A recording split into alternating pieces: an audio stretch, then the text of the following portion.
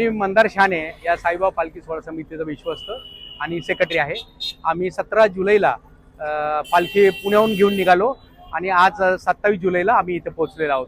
तर येता येता आम्ही साधारण रोज 30 किलोमीटर असा ॲव्हरेज करत करत पुण्याहून शिर्डीला येतो। पूर्वी आम्ही 5 जणच फक्त होतो, त्याच्यानंतर 15 झाले, 35 झाले, आज 1,500 लोक आहेत आणि काय महिलांचा सहभाग अतिशय लक्षणीय आहे।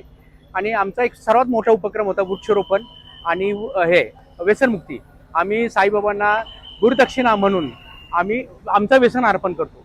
अशी अर्पण केलेले 500 कुटुंब आहेत आमच्याकडे जे व्यसनमुक्त आलेले। ही पालखी व्यसनमुक्त करणारी पालखी म्हणून पुण्यामध्ये ओळखली जाते आणि अशी ही भरभराट अशी अखंड चालू आहे शिर्डीला। हे ह्या पालखीचं 38वं वर्ष आहे। प्रवासादरम्यान काय अनुभूती मिळाली? अतिशय आनंद आणि भौतिक जगाचा विसर पडला, कारण फक्त साईबाबा याच्याशिवाय काहीच नव्हतं। कारण आम्ही सगळे एकमेकांमध्ये इतका आनंदी राहत आम्ही नामस्मरण करत करत शिर्डीपर्यंत आलो। त्याचा एक आनंदच वेगळा, म्हणून तर आम्ही 38 वर्ष झाले येतोय। काहीतरी त्यात आनंद आहे, काहीतरी आहे म्हणून आम्ही 38 वर्ष आम्ही इथे येत आहोत। आपल्या पालखीचं वैशिष्ट्य बघितलं तर पर्यावरणपूरक आपण वृक्षारोपण करतो आणि व्यसनमुक्ती करतो। सामाजिक उपक्रम म्हणून आम्ही तो करतो, कारण भक्त त्यातनं मुक्त झालेत। आणि असा अनुभव आहे की पुणे ते शिर्डी या मार्गामध्ये जो कोणी आमची इच्छा धरेल, जी कोणती ती इच्छा पूर्ण होते, असा आमचा 38 वर्षाचा अनुभव आहे। त्यामुळे आम्ही इच्छा धरतो हा माणूस व्यसनमुक्त व्हावा। असे व्यसनमुक्त झालेले सगळे लोक आलेले आहेत, सर्व व्यसनमुक्त। अगदी अगदी अगदी अगदी। आणि आता गुरुपौर्णिमा उत्सवात आम्ही सहभागी होणार। हे पालखीचं वैशिष्ट्य बघितलं तर गुरुपौर्णिमा निमित्तच निघते। हो, गुरुपौर्णिमेनिमित्तच आम्ही फक्त पुणे ते शिर्डी पायी येतो। ओम साईराम।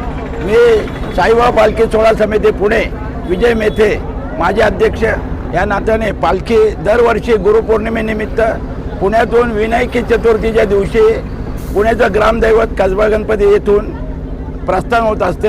आणि या प्रस्थान सोहळ्याला शिर्डीतले CO साहेब आणि इतर मान्यवर मंडळी उपस्थित असतात। या पालखी प्रस्थानाचं वैशिष्ट्य यावर्षी 38वं वर्ष आहे आणि यावर्षी प्रामुख्याने आम्ही वनीकरण आणि जागजागी मुक्कामाला झाडे लावलेत।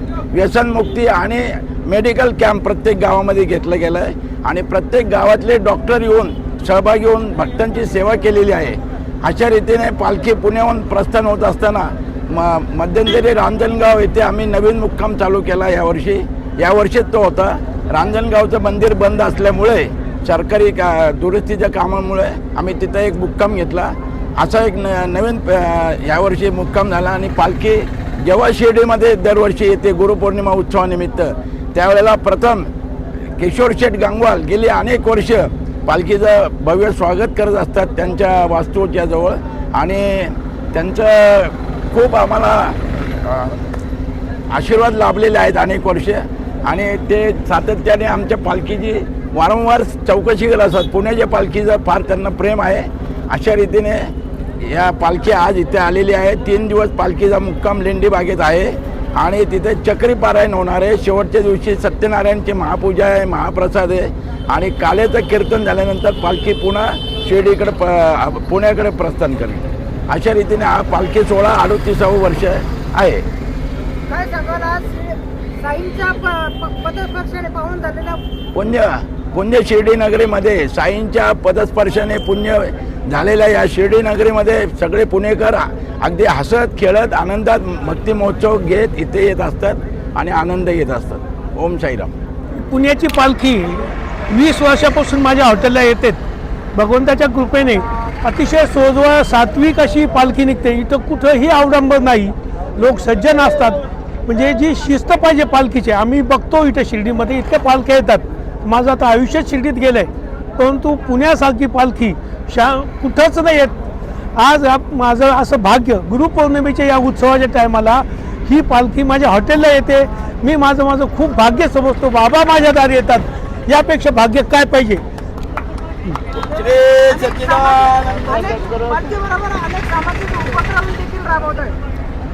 या पुण्याच्या पालखीमध्ये सर्व प्रकारचे अनेक सामाजिक कार्यक्रम, धार्मिक कार्यक्रम, समाजोपयोगी कार्यक्रम केले जातात। येथे कुठेही कोणालाही मोठेपणा छोटेपणा नाही।